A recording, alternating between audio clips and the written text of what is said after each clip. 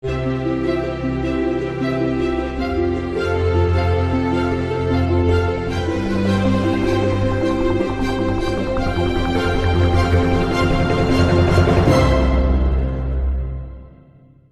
நான் doctor Shankar Balakrishnan, interventional neurologist, Rela hospital, Chennai. ஒரு வருஷமும் world Parkinson day awareness 11th April நம்ம ஃபாலோ பண்ணுறோம். இந்த வருஷம் யோகா ஃபார் பார்க்கின்சன் டிசீஸை ஹைலைட் பண்ணுறோம். ஸோ பார்க்கின்சன்ஸ் டிசீஸ்னால் 4 சிம்டம்ஸ் இருக்கலாம். நடுக்கம், ஸ்லோ ஆகிறது, கை கால் இருக்கும், பேலன்ஸ் இஷ்யூ.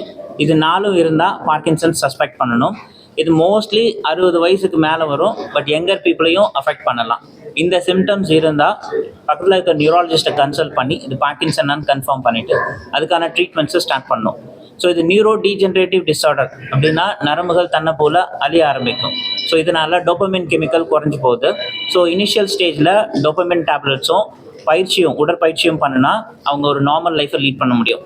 ஒன்ஸ் மெடிசன்ஸை டாலரேட் பண்ண முடியல, அதுக்கான சைட் எஃபெக்ட்ஸ் ஸ்டார்ட் ஆகுதுன்னா அட்வான்ஸ்ட் மெத்தட் மூலமாக பார்க்கின்சனை கண்ட்ரோல் பண்ண முடியும்.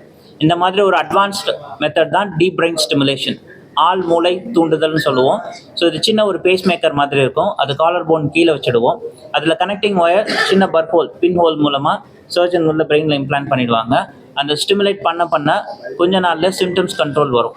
இந்த வியாதி 5 ஸ்டேஜில் ப்ரோக்ரஸ் ஆகும். ஒரு ஸ்டேஜுக்கு தகுந்த மாதிரியும் நம்ம பேஸ் மேக்கர் செட்டிங்ஸை சேஞ்ச் பண்ணுறது மூலமாகவும் மாத்திரைகளை அட்ஜஸ்ட் பண்ணுறது மூலமாகவும் அவங்க ஒரு நார்மல் லைஃப்பை லீட் பண்ணுவாங்க. இதுக்காக தான் movement disorder and deep brain stimulation கிளினிக்னு ஒன்று லான்ச் பண்ணியிருக்கோம். Every Thursday from 10 AM to 2 PM we are following this. And இந்த மாதம் பார்க்கின்சன் அவேர்னஸ்க்காக பேஷண்ட்ஸ்க்கு ஃப்ரீ கேம்பும் பண்ணுறோம். Thank you. So disease burden according to the survey January 2022 above the age of 18 எடுத்துட்டோம்னா 1 lakh பாப்புலேஷனில் around 1000 people are suffering with Parkinson's disease. But இதில் நெக்லெக்டட்னு பார்க்குறப்போ, அதை டயக்னோசிஸ் பண்ணாமல் இருக்கிறவங்க நம்ம பார்க்குறது ஒரு ஐஸ்பர்க், டிப் ஆஃப் த ஐஸ்பர்க்னு சொல்கிறது தான்.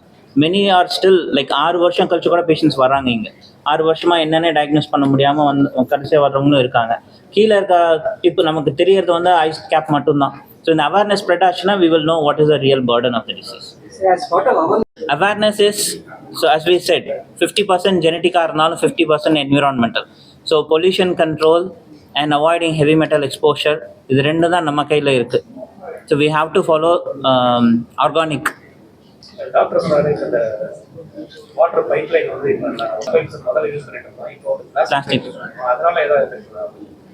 பிளாஸ்டிக் பைப்போட யூசஸ், இப்போ பிளாஸ்டிக்கும் நம்ம கொஞ்சமாக விட்டுட்டு ஆல்மோஸ்ட் நேச்சருக்கு டுவர்ட்ஸ் த நேச்சர் தான் வரும். So always nature is the best mother which takes care of us. Artificial is always harmful. நம்ம லைஃப் ஸ்டைலில் இதுக்கு ஒரு காரணம். So lifestyle, stress of course. So sir சொன்ன மாதிரி stress, the mind healthiness is important in any neurodegenerative disorder. நாங்கள் pacemaker வச்சப்புறம் pacemaker setting adjust பண்ணுறதுக்கு கூட சில டைம் நடுக்கம் கண்ட்ரோல் ஆகாது. இப்போ பேஷண்ட் கிட்ட கேட்டோம்னா அவரோட பதட்டம் காரணமாக இருக்கலாம். ஸோ அந்த பதட்டத்தை குறைக்கிற மெடிசன்ஸோ இல்லை கவுன்சிலிங்கோ சைக்காலஜி பேசி அதை சரி பண்ணுறப்போ we are getting better results. So அதனால தான் இது ஒரு ஜஸ்ட் டெஃபிஷியன்சின்னு சொல்ல முடியாது. Multiple component is there. One of could be stress also. So avoiding stress will definitely help. இந்த சர்ஜரி கிளாஸ் ரொம்ப ஹெவியாக இருக்காங்க. மிடில் கிளாஸ் பீப்புளும் நீடி பீப்புளுக்கும் இது அஃபோர்டபுளாக இருக்காது. சொஃபிஸ்டிகேட்டட் பீப்புளுக்கு மட்டுமே இருக்கிற மாதிரி. சார் இப்போ இருக்க சுச்சுவேஷனில் டீப் பிரெயின் ஸ்டிமுலேஷன் மாதிரி அதர் அட்வான்ஸ் மெத்தட் இருக்குது. அதில் அப்போமார்ஃபின் பம்ப் தெரப்பின்னு ஒன்று நம்ம பண்ணிகிட்டு இருக்கோம். இந்த அப்போமார்ஃபின் பம்ப் தெரப்பின்றது ஒரு சின்ன பம்ப் மாதிரி இருக்கும். அதில் மெடிசன் ஒரு 10 மணி நேரத்துக்கு அந்த மெடிசன்ஸை ஒரு நாளைக்கு யூஸ் பண்ணலாம். ஸோ அது மூலமாக சிம்டம்ஸை குறைக்க முடியும். இப்போ வரைக்கும் நம்ம யாருக்கெல்லாம் டிபிஎஸ் பண்ண முடியலையோ, ஃபைனான்ஷியலாக இல்லையோ, அவங்கள அப்போமார்ஃபின் தெரப்பி மூலமாக கண்ட்ரோல் பண்ணிகிட்டு இருக்கோம்.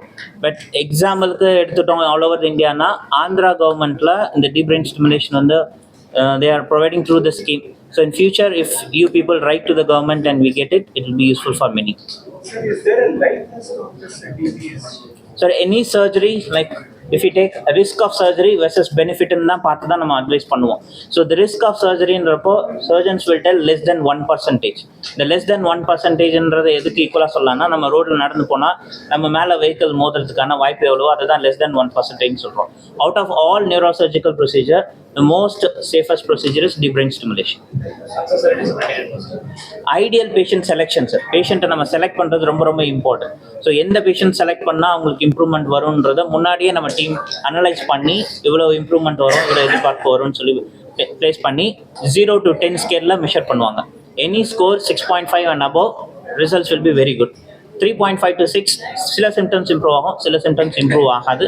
அது மெடிசன் எக்ஸசைஸ் மூலமாக சரி பண்ணணும். லெஸ் தென் 3.5ன்றவங்களுக்கு சர்ஜரி அட்வைஸ் பண்ண மாட்டோம். வணக்கம், நான் டாக்டர் வேலா. இன்னைக்கு இந்த வேர்ல்ட் பார்க்கின்சன்ஸ் டே வந்து நாளைக்கு, அதுக்காக அந்த அவேர்னஸ்க்காக இன்னைக்கு இந்த மீட்டிங் வச்சுருக்கோம்.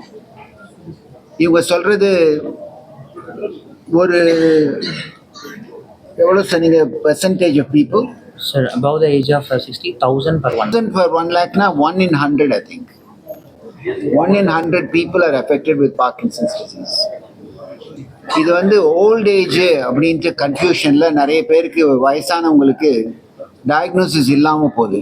டயக்னோசிஸ் இல்லைன்னா அவங்க ரொம்ப சஃபர் பண்ணுவாங்க. இந்த டயக்னோசிஸ் இருந்து இந்த மருந்து ட்ரீட்மெண்ட்லேயோ டீப் பிரெயின் ஸ்டிமுலேஷன்லேயோ அவங்களுடைய குவாலிட்டி ஆஃப் லைஃப் சிக்னிஃபிகண்ட்டாக இம்ப்ரூவ் பண்ணலாம். குவாலிட்டி ஆஃப் லைஃப் இம்ப்ரூவ் பண்ணால் அவங்க செல்ஃப் கேரிங்காகவும் இருக்கும். ஒரு அளவுக்கு மற்றவங்களோட டிபெண்ட் இல்லாமல் செல்ஃப் கேரிங்காகவும் இருப்பாங்க. ஸோ இந்த ட்ரீட்மெண்ட் ஆப்ஷன் பற்றி ஒரு அவேர்னஸ்க்காக தான் இந்த மீட்டிங் வச்சுருக்கோம். ரெண்டாவது, எல்லாரும் கேட்குற கேள்வி, the high and treatment deep brain stimulation சொன்னாங்க. ஆழமான ஸ்டிமுலேஷன், ஆள் மூலன்னு சொன்னீங்க, ஒரு வேலை ஆளுங்க நினச்சேன். ஆழமான டீப் பிரெயின் ஸ்டிமுலேஷன் யூஸ்ஃபுல்லாக இருக்குங்கிறாங்க. இந்த டீப் பிரெயின் ஸ்டிமுலேஷன் வந்து எல்லாராலையும் அஃபோர்ட் பண்ண முடியாது. நீங்கள் ஆந்திரா கவர்மெண்ட்டில் வந்து கொஞ்சம் ஃபண்ட் பண்ணுறதா சொல்கிறாங்க. தமிழ்நாடு கவர்மெண்ட் தான் மெடிக்கல் ட்ரீட்மெண்ட்டுக்கு ஃபோர் ரன்னராக இத்தனை வருஷமாக இருந்திருக்கு. தமிழ்நாடு கவர்மெண்ட் மட்டும்தான் எல்லா விதமான டிரான்ஸ்பிளான்ட்டுக்கும் ஃபுல் ஃபண்டிங் கொடுக்கறது. இந்தியாவிலே தமிழ்நாடு கவர்மெண்ட் மட்டும்தான். நீங்கள் ஹார்ட் டிரான்ஸ்பிளான்ட் எடுத்துக்கிட்டிங்கனாலும் சரி, கிட்னி டிரான்ஸ்பிளான்ட் எடுத்துக்கிட்டிங்கனாலும் சரி, லிவர் டிரான்ஸ்பிளான்ட் எடுத்துக்கிட்டாலும் சரி, அது எல்லா ட்ரீட்மெண்ட்டுமே கிட்டத்தட்ட 15 லட்சத்துலேருந்து 20 லட்சம் வரைக்கும் கவர்மெண்ட் கொடுக்குறாங்க. லங் டிரான்ஸ்பிளான்ட்டுக்கு 25 லட்சம் வரைக்கும் கொடுக்குறாங்க. இப்போ டீப் பிரெயின் ஸ்டிமுலேஷனுங்கிறது கிட்டத்தட்ட 15 லட்சம் ஆகுதுன்றீங்க. ஒருவேளை 10 லட்சம் கூட பண்ண முடியுமோ என்னமோ, அதிகமாக பண்ணால். இதையும் தமிழ்நாடு கவர்மெண்ட் காஸ்ட், இப்போ நம்ம என்ன பேசிட்டு இருக்கோம்னா, whatever is the cost of device, funding பற்றி தான் பேசிட்டு இருக்கோம். அடுத்த லெவல் வந்து கவர்மெண்ட் என்ன செய்யணும்னா, இந்த டிவைஸை நம்ம இந்தியாவில் மேனுஃபேக்சர் பண்ண முடியுமான்னு பார்க்கணும். அதுக்கு தானே மேக் இன் இந்தியா ப்ராஜெக்ட் வச்சிருக்கோம். Research has to be done in our country. Still, most of the medical equipments for India is coming from the Western world. நம்ம இப்போ ரொபோட்டிக் சர்ஜரி பண்ணுறோன்னா அமெரிக்கன்ஸ்ட்டு தான் வாங்கி ஆகணும், வேறு வழி கிடையாது. நம்ம இந்தியாவில் if we go on to make everything in India as good as those products, then the cost of treatment will definitely come down. That's a very important point, but that is a big government policy as to how research and development done. Yeah, the media should push for it. The government should support also research into these areas. Till we starting production, we can ask for. I'm not going to go into the controversy of asking the government to waive taxes. I am a very tax-abiding citizen, and I would like to pay my taxes and be in the straight with the government. Okay, thank you. Even I don't have any idea about this. First of all, thanks to the Raila doctors team and the Raila management for inviting me to this event. I request all the media persons and the families, those who are present here, to at least create awareness among all the public regarding this disease. At the same time, I request doctors in the police department also. We don't have much awareness regarding this. Whenever you get time, please conduct some medical camps in police quarters so that police families and they will also get to know about this. Because people they think they have some hallucinations and all, they think some கடவுளே தான் வந்து அதுக்கு நான் அந்த மாதிரி they may have some superstitions also. So please spend some time with the police force. Whenever you get time, just let me know. We'll arrange some medical camps in the police quarters. So once again, thank you so much for inviting me. Thank you. வந்திருக்க எல்லாருக்கும் வணக்கம். மேடையில் வந்திருக்க எல்லாருக்கும் வணக்கம். Super. இப்படி ஒரு ஈவெண்ட்டில் நான் கூட்டத்துக்கு தேங்க்யூ ஸோ மச். நான் கேட்டிருந்தேன் அது வந்து ஒரு வருத்தம் சொல்லிட்டு ஏன் நான் என்ன பேசணும் அப்படின்னு கேட்டேன். அவங்களாம் பேசுவாங்க, அது வந்து நாட்டு என்னென்ன இவங்க பேசுறது என்னன்னு எனக்கு ஒன்றுமே புரியல. புரிஞ்ச ஒரே விஷயம் என்னன்னா, எல்லாரும் வீட்டில் எல்லாரையும் பார்த்துக்கணும், பெரியவங்க அப்பா அம்மா எல்லாரையும் நம்ம பார்த்துக்கணும். ஏன்னா அவங்க தான் நமக்கு என்னைக்காக நம்ம உயிர் போக போகுது, அதை யாரும் தடுக்க முடியாது. ஸோ அது இருக்கிறதே நம்ம சந்தோஷமா பார்த்துக்கணும் அப்படின்றது புரியுது. ஸோ அவங்க சொன்ன மாதிரி மூளை சார்கிட்ட கேட்கறாங்க, இந்த மாதிரி மூளை ஒர்க் ஆகலன்னா ஒரு விஷயம் பண்ணி ஒர்க் அவுட் பண்ணலாம் சார். நான் பிறந்ததுலேருந்து ஒர்க் ஆகல சார், அது என்ன பண்ணணும்னு கேட்டேன். எல்லாமே பண்ணலாம்னு சொன்னாரு. உங்க வீட்டுல எல்லாருக்குமே வந்து வயசான எல்லாருக்குமே இந்த மாதிரி வரும் அப்படின்னு சொல்லி விட்டுறாதீங்க. ஸோ நீங்களும் எல்லாருமே சந்தோஷமா இருக்கணும். வீட்டில் இருக்க பெற்றவங்க எல்லாருமே கண்டிப்பா பார்த்துக்கணும். ஏன்னா நம்ம நல்லா இருக்கணும்னு நினைக்கிறது அப்பா அம்மா தான். நம்ம இன்னைக்கு இந்த அளவு நிக்கிறோம்னா அதுக்கு அப்பா அம்மா காரணம். ஸோ அவங்களும் நம்ம கடைசி வரையும் நம்ம பார்த்துக்கணும். ஸோ அதனால நீங்க எல்லாருமே கண்டிப்பா இந்த மாதிரி அவங்க சொன்ன சென்டென்ஸ் ஏதாவது இருந்ததுன்னா தயவு செய்து போட்டு செக் பண்ணி பாருங்க. அப்படின்னா கண்டிப்பா அவங்க நம்ம பார்த்துக்கலாம். ஓகேங்களா? ஏன்னா கண்ணுக்கு தெரிந்த கடவுள் அவங்க தான். ஓகே, ஸோ நீங்க எல்லாரும் பார்த்துக்கணும். Thank you sir. உண்மையிலே வந்து ரீகா ஹாஸ்பிட்டலுக்கு ரொம்ப தேங்க்ஸ் சொல்லலாம். ஏன்னா நிறைய விஷயம் எனக்கும் நான் இங்கே தான் பார்த்துட்டு இருக்கேன். என் ஃபேமிலி எல்லாமே இங்கே தான் பார்க்குறேன். வரவங்க அவ்வளோ ரெஸ்பெக்டா அவ்வளோ சூப்பரா பார்த்துக்கிறாங்க. ஒரு எந்த விஷயம்னாலும் ஓகே அப்படின்னு சொல்லிட்டு அவங்க உட்கார வச்சுட்டு ஒரு விஷயங்கள் எல்லாமே பண்றாங்க. So thank you so much. Thank you sir. Love you. என்னை கூட்டத்துக்கு நன்றி. Thank you sir. இந்த உலகத்திலே மிகவும் முக்கியமான ஒரு விஷயம் அன்பு. எல்லோரும் அன்பிற்காக ஏங்குகிறோம். குடும்பத்திலே அன்பை குழந்தைகளும் பெரியவர்களும் ஒருவருக்கு ஒருவர் அக்கறையாக காட்டிக்கொள்ள வேண்டிய ஒரு முக்கியமான தேவை இருக்கிறது. பெரியவர்களுக்கு அந்த அன்பு இன்றைக்கு சூழ்நிலையில கிடைப்பதில்லை. அன்பு கிடைக்காத பொழுது நான் இருந்து என்ன பயன் என்கிற ஒரு எண்ணம் ஏற்பட வேண்டும். எல்லாரும் நல்லா கவனிக்கணும். இருக்கிற யங்ஸ்டர்ஸ் கவனிக்கணும். குறிப்பா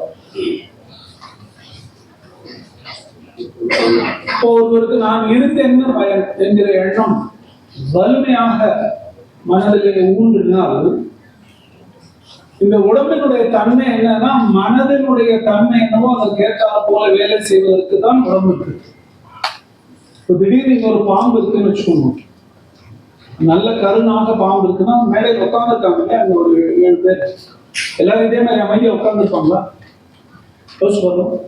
மற்றபடி படம் எடுக்குதுன்னா என்ன பண்ணுவாங்க? எல்லாரும் இறங்கி ஓடி போயிடுவாங்க. இப்போ கொஞ்சம் எல்லாரும் எழுந்து ஓடி போவோம்னு சொன்னா யாராவது எழுந்து ஓடி போவாங்க.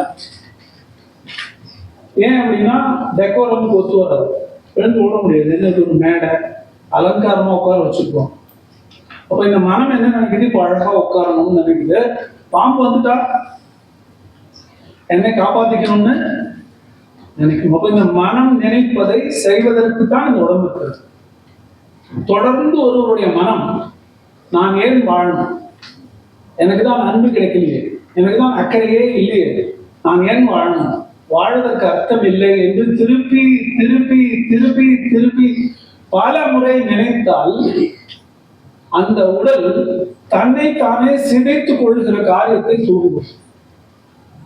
டீஜெனரேட்டிவ் டிசார்டர்ஸ் உடைய ஒரு காரணம் செல்ஃப் டிஸ்ட்ரக்டிவ் தாட்ஸ்.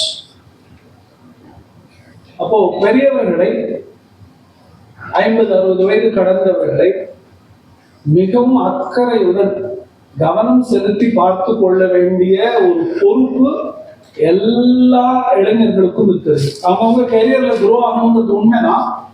ஆனா அந்த கெரியர்ல குரோ ஆகிறதுக்காக வீட்டில் இருக்கிற பெரியவங்களை கவனிக்காம விடக்கூடாது. இது ஒரு ஜெனரல் மெசேஜ் எல்லாருக்காகவும் சொல்றேன். யோக பயிற்சிகளின் மூலமாக மூளையினுடைய சிதைவை பெருமளவு தடுக்க முடியும் என்று பல ஆராய்ச்சிகள் உலகம் முழுவதும் நடந்திருக்கிறது. அதற்கான ரிசர்ச் பேப்பர்ஸ் நிறைய பப்ளிஷ் பண்ணியிருக்காங்க. எளிமையான பார்க்கின்சன்ஸ் உடைய இனிஷியல் ஸ்டேஜஸ்ல செகண்ட் ஸ்டேஜ்ல இருக்கக்கூடியவங்க எல்லாருக்கும் கற்றுக் கொடுக்கக்கூடிய மிக எளிமையான யோக பயிற்சிகள் இருக்கு.